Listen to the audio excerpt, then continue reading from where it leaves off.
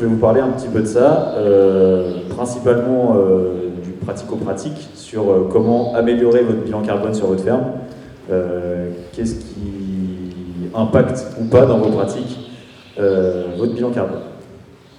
Donc un petit historique déjà. Le bilan carbone, on en parle beaucoup aujourd'hui. En fait, c'est une notion qui vient plutôt du début des années 2000, avec le protocole les accords de Kyoto, si je ne dis pas de bêtises, où c'est un indicateur qui a commencé à se mettre en place pour différents secteurs d'industrie, et notamment l'agriculture, qui est de plus en plus utilisée. La première utilisation un peu massive, ça a été par l'IDEL, donc l'Institut de l'élevage, en 2008 par là, sur les élevages bovins, au moment où la mode était de dire que les vaches polluaient beaucoup plus que les camions, puisqu'elles émettaient du méthane. Donc en réponse à ça, l'IDEL a mis en place l'indicateur, donc le CAP2ER, si je ne dis pas de bêtises, pour faire des bilans carbone sur les exploitations en bovins, pour montrer que, en fait, non, avec la plupart des pratiques des éleveurs, il y avait plus de stockage de carbone que d'émissions. Suite à ça, il y a plusieurs calculateurs qui ont été créés et utilisés, notamment pour arriver à de la vente de crédit carbone, pour les entreprises du marché obligatoire, parce qu'en fait là-dedans il y a deux marchés. Il y a le marché obligatoire, donc les très grosses entreprises qui polluent et qui doivent compenser leurs émissions, et le marché volontaire, donc là c'est des entreprises qui souhaitent, par leur propre démarche qualité et environnementale, compenser leurs émissions et dire voilà, on fait ça pas très bien, mais en échange on achète des crédits carbone à des gens qui font un bon travail. Donc voilà, je ne vais pas utiliser le terme greenwashing, mais on s'en rapproche un peu. En 2019, pour cadrer tout ça, le ministère de l'Environnement a créé le label bas carbone, donc qui est un cadre en fait à plusieurs projets carbone.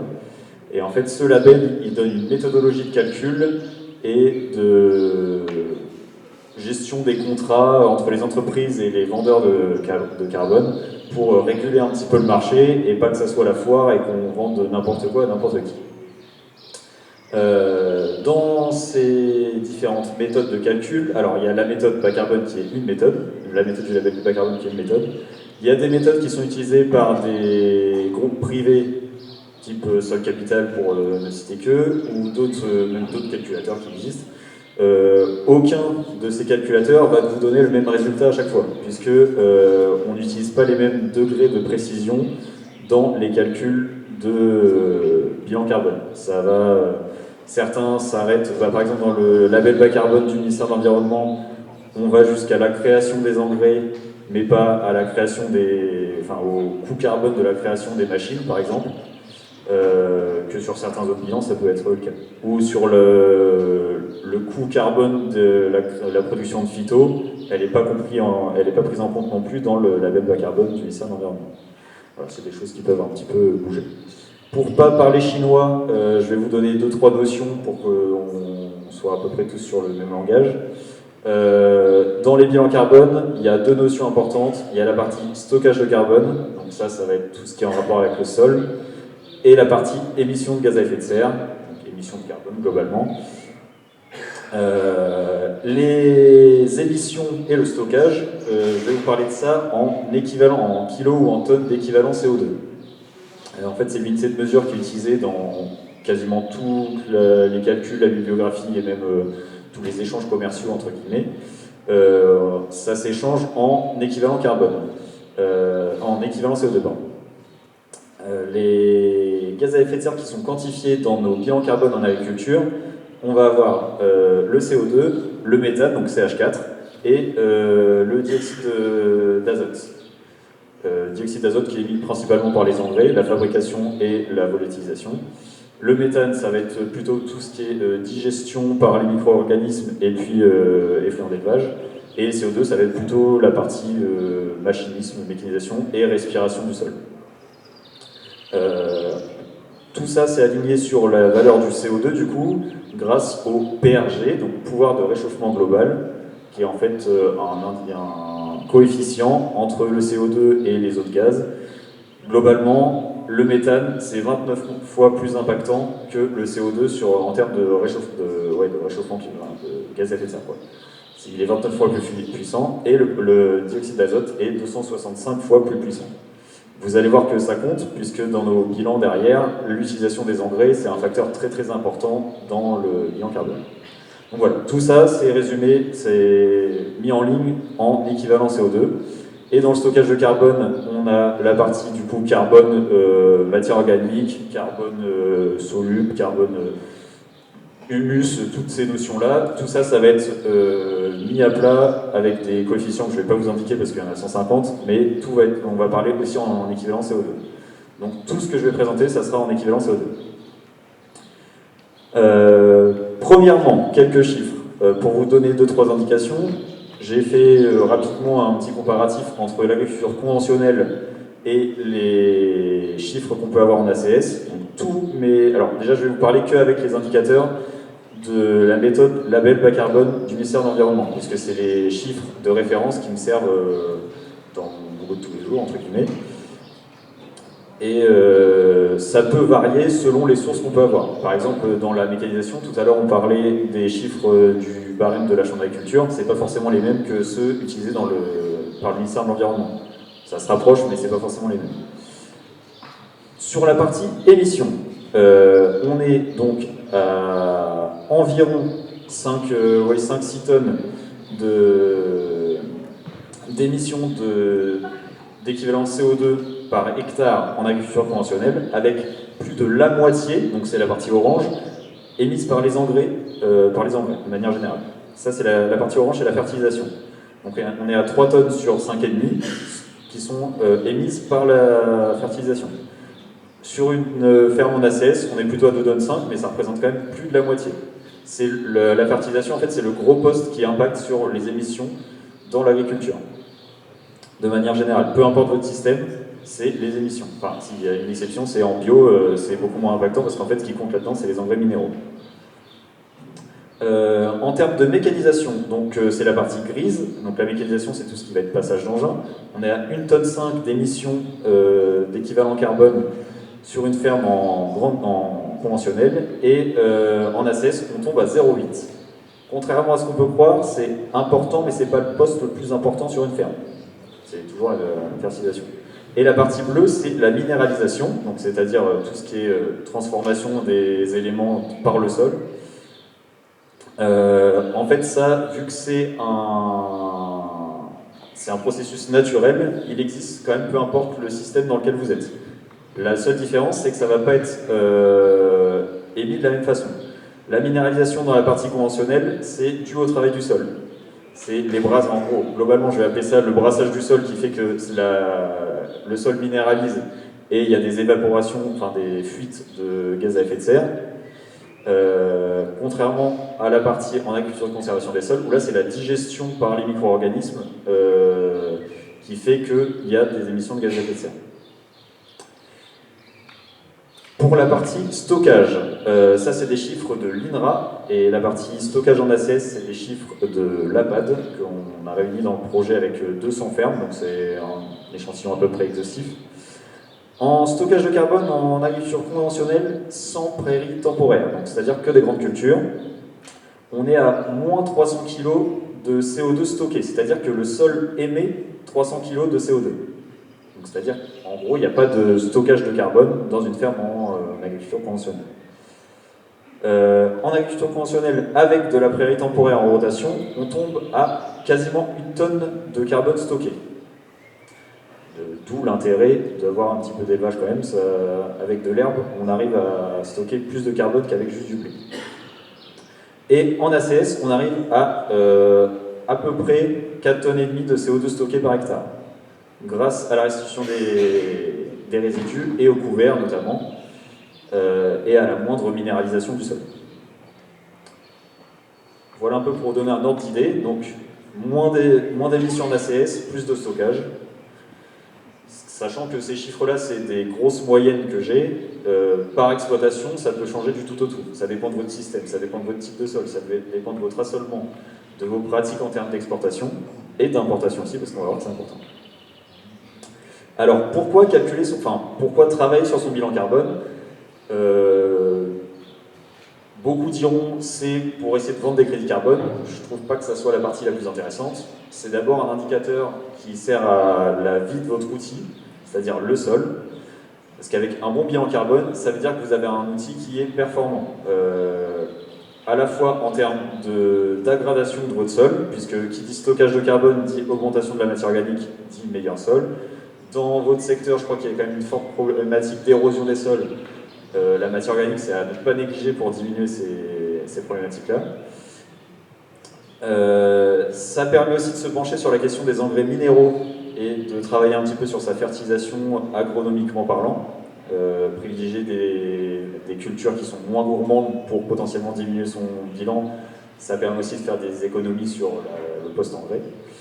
De manière plus globale, ça sert aussi à tamponner un peu les effets du changement climatique et aussi à faire le boulot que les autres ne font pas, c'est-à-dire diminuer le réchauffement climatique par vos pratiques et stocker à la place des industriels. Alors, comment améliorer son bilan carbone? C'est ça la partie la plus intéressante. Vous allez voir que c'est pas si sorcier que ça sur le papier. Après, c'est comment on le met en place chacun sur son exploitation. Ça, c'est un autre problème que je vous laisserai gérer tout seul. Je vous donne juste des indications. D'abord, travailler sur ses émissions. Donc, diminuer ses émissions. Je vous ai dit le poste principal, c'est la fertilisation. Ça représente plus de 50% des émissions.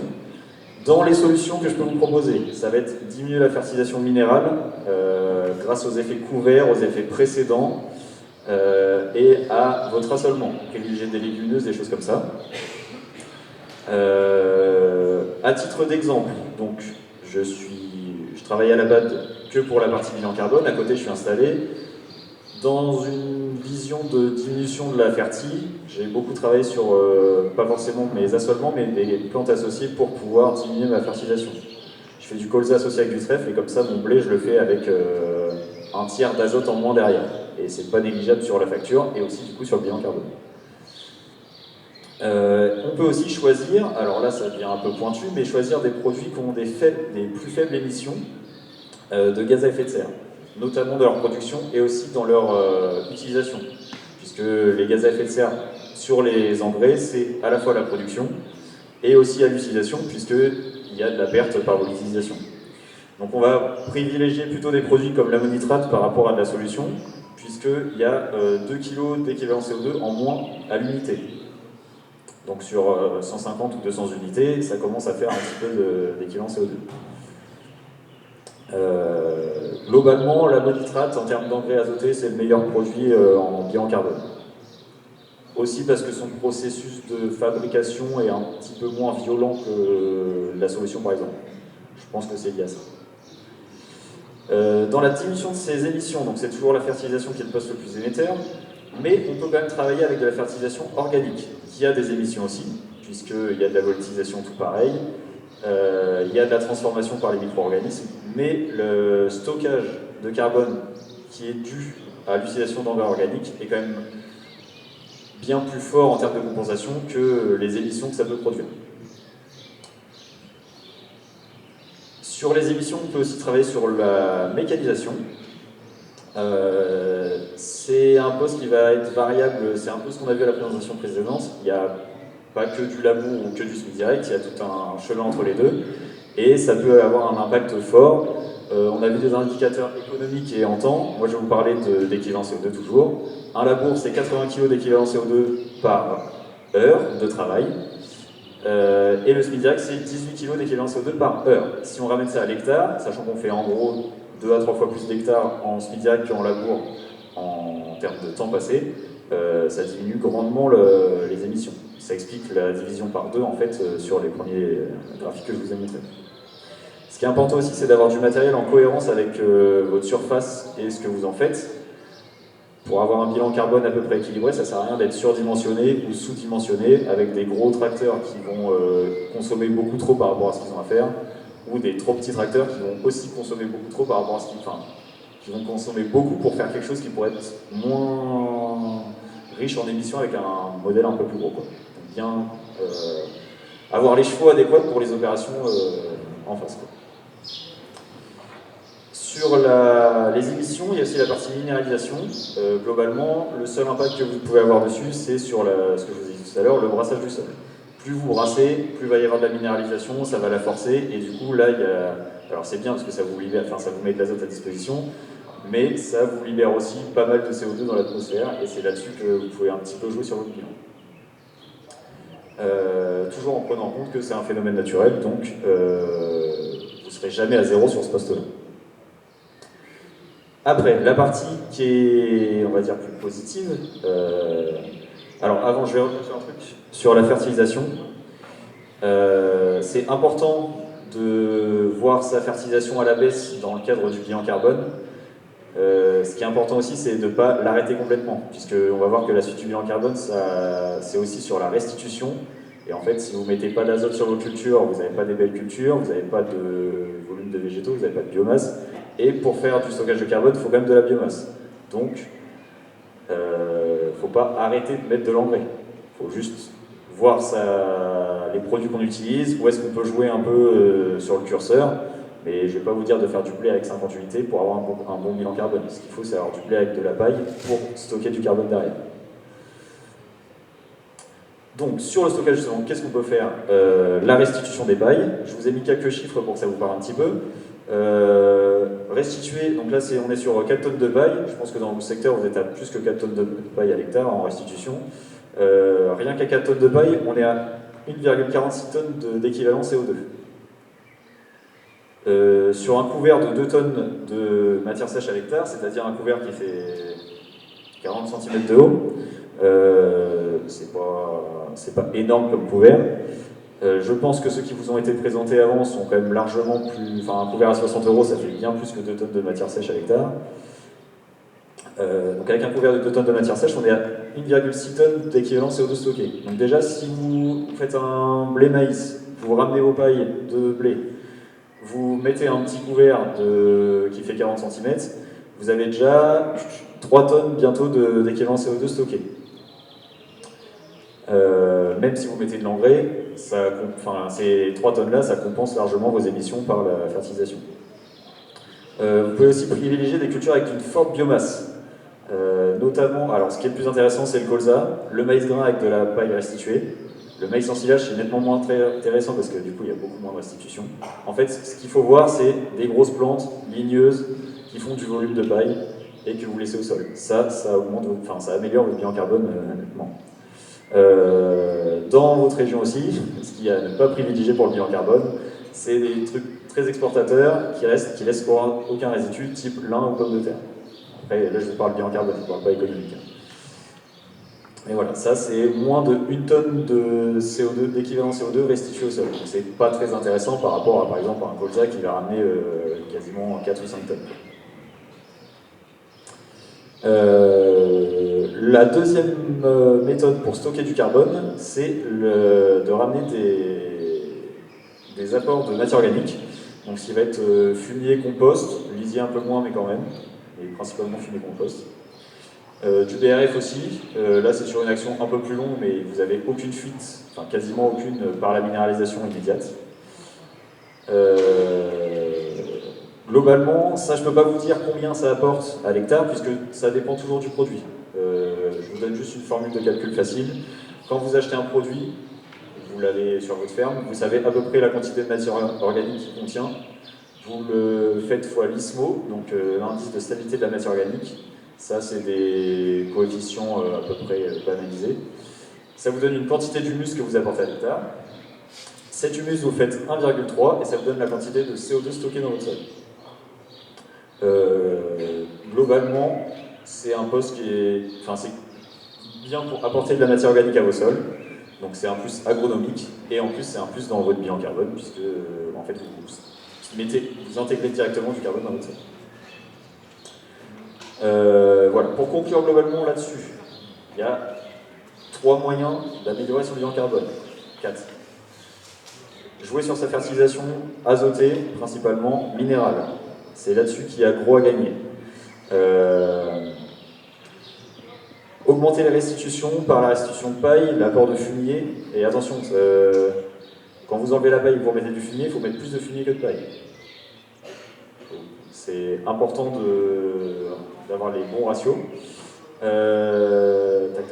Les amendements organiques, donc ce que je disais, fumier, compost, intéressant. De la biomasse avec des beaux couverts. Dès que vous pouvez, mettez du couvert. C'est bon pour votre sol, pour la vie du sol, pour la structure du sol, pour la matière organique et pour votre bilan carbone. Et limitez les passages d'engins. Brasser de la terre pour faire de la poussière, ça n'améliore pas votre bilan carbone, ça n'améliore pas votre structure sur du moyen long terme. Et ça n'améliore pas votre portefeuille non plus, parce que le GNR, c'est pas gratuit. Voilà, globalement un petit peu ce que je peux vous conseiller pour améliorer votre bilan carbone.